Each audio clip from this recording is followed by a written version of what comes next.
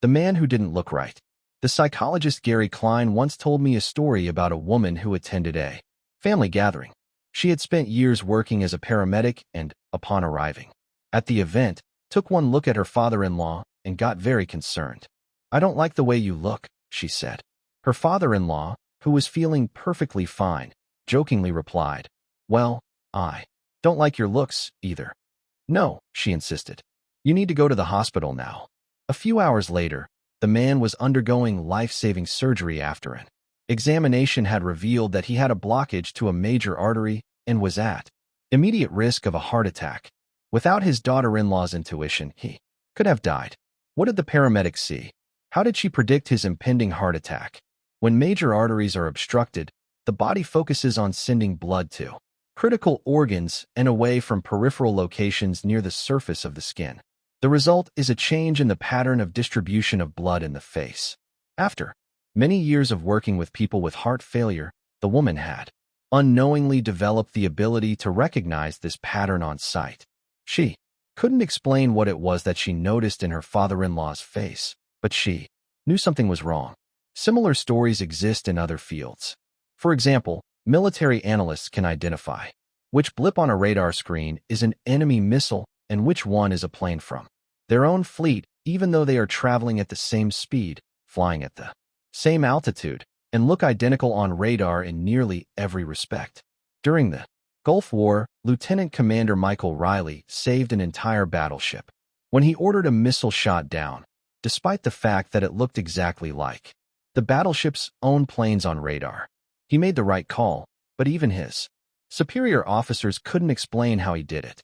Museum curators have been known to discern the difference between an authentic piece of art and an expertly produced counterfeit, even though they can't tell you precisely which details tipped them off. Experienced radiologists can look at a brain scan and predict the area where a stroke will develop before any obvious signs are visible to the untrained eye.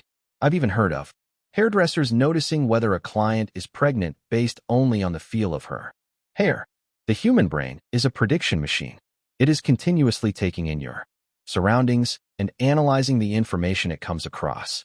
Whenever you experience something repeatedly, like a paramedic seeing the face of a heart attack patient or a military analyst seeing a missile on a radar screen, your brain begins noticing what is important, sorting through the details and highlighting the relevant cues and cataloging that information for future use. With enough practice, you can pick up on the cues that predict certain outcomes without consciously thinking about it. Automatically, your brain encodes the lessons learned through experience. We can't always explain what it is we are learning, but learning is happening all along the way, and your ability to notice the relevant cues in a given situation is the foundation for every habit you have. We underestimate how much our brains and bodies can do without thinking. You do not tell your hair to grow, your heart to pump, your lungs to breathe, or your stomach to digest. And yet your body handles all this and more on autopilot. You are much more than your conscious self. Consider hunger. How do you know when you're hungry? You don't necessarily have to see a cookie on the counter to realize that it is time to eat. Appetite and hunger are governed non-consciously. Your body has a variety of feedback loops that gradually alert you when it is time to eat again, and that track what is going on around you and within you. Cravings can arise thanks to hormones and chemicals circulating through your body. Suddenly you're hungry even though you're not quite sure what tipped you off. This is one of the most surprising insights about our habits. You don't need to be aware of the cue for a habit to begin. You can notice an opportunity and take action without dedicating conscious attention to it. This is what makes habits useful. It's also what makes them dangerous. As habits form, your actions come under the direction of your automatic and non-conscious mind. You fall into old patterns before you realize what's happening. Unless someone points it out, you may not notice that you cover your mouth with your hand whenever you laugh, that you apologize before asking a question, or that you have a habit of finishing other people's sentences. And the more you repeat these patterns, the less likely you become to question what you're doing and why you're doing it. I once heard of a retail clerk who was instructed to cut up empty gift cards after customers had used up the balance on the card. One day, the clerk cashed out a few customers in a row who purchased with gift cards. When the next person walked up, the clerk swiped the customer's actual credit card, picked up the scissors, and then cut it in half, entirely on autopilot, before looking up at the stunned customer and realizing what had just happened. Another woman I came across in my research was a former preschool teacher who had switched to a corporate job. Even though she was now working with adults, her old habits would kick in, and she kept asking coworkers if they had washed their hands after going to the bathroom. I also found the story of a man who had spent years working as a lifeguard and would occasionally yell "walk" whenever he saw a child running. Over time, the cues that spark our habits become so common that they are essentially invisible. The treats on the kitchen counter, the remote control next to the couch, the phone in our pocket. Our responses to these cues are so deeply encoded that it may feel like the urge to act comes from nowhere. For this reason, we must begin the process of behavior change with awareness. Before we can effectively build new habits, we need to get a handle on our current ones. This can be more challenging than it sounds because once a habit is firmly rooted in your life, it is mostly non-conscious and automatic. If a habit remains mindless, you can't expect to improve it. As the psychologist Carl Jung said, until you make the unconscious conscious, it will direct your life, and you will call it fate. The Habit Scorecard. The Japanese railway system is regarded as one of the best in the world. If you ever find yourself riding a train in Tokyo, you'll notice that the conductors have a peculiar habit. As each operator runs the train, they proceed through a ritual of pointing at different objects and calling out commands. When the train approaches a signal, the operator will point at it and say, "Signal is green." As the train pulls into and out of each station, the operator will point at the speedometer and call out the exact speed. When it's time to leave, the operator will point at the timetable and state the time. Out on the platform, other employees are performing similar actions. Before each train departs, staff members will point along the edge of the platform and declare, "All clear." Every detail is identified, pointed at, and named aloud, asterisk. This process, known as pointing and calling, is a safety system designed to reduce mistakes. It seems silly, but it works incredibly well. Pointing and calling reduces errors by up to 85% and cuts accidents by 30%. The MTA subway system in New York City adopted a modified version that is point only, and within 2 years of implementation, incidents of incorrectly berthed subways fell 57%. Pointing and calling is so effective because it raises the level of awareness from a non-conscious habit to a more conscious level. Because the train operators must use their eyes, hands, mouth, and ears, they are more likely to notice problems before something goes wrong. My wife does something similar. Whenever we are preparing to walk out the door for a trip, she verbally calls out the most essential items in her packing list. "I've got my keys. I've got my wallet.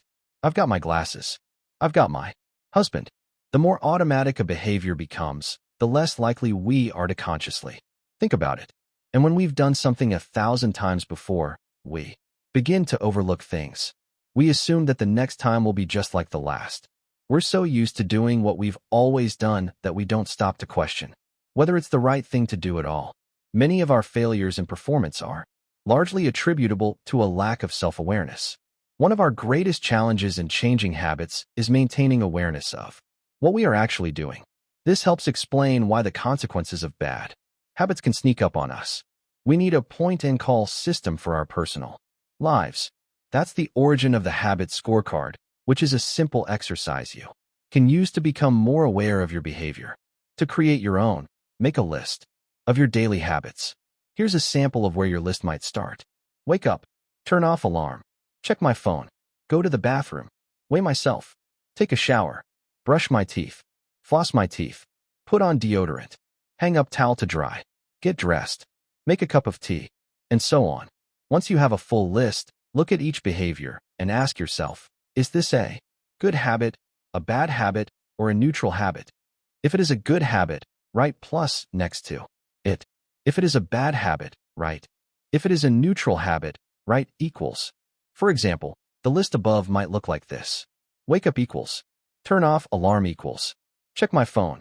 Go to the bathroom equals. Weigh myself plus. Take a shower plus. brush my teeth plus, floss my teeth plus, put on deodorant plus, hang up towel to dry equals, get dressed equals, make a cup of tea plus. The marks you give to a particular habit will depend on your situation and your goals. For someone who is trying to lose weight, eating a bagel with peanut butter every morning might be a bad habit. For someone who is trying to bulk up and add muscle, the same behavior might be a good habit. It all depends on what you're working toward. Asterisk. Scoring your habits can be a bit more complex for another reason as well. The labels good habit and bad habit are slightly inaccurate. There are no good habits or bad habits. There are only effective habits. That is, effective at solving problems.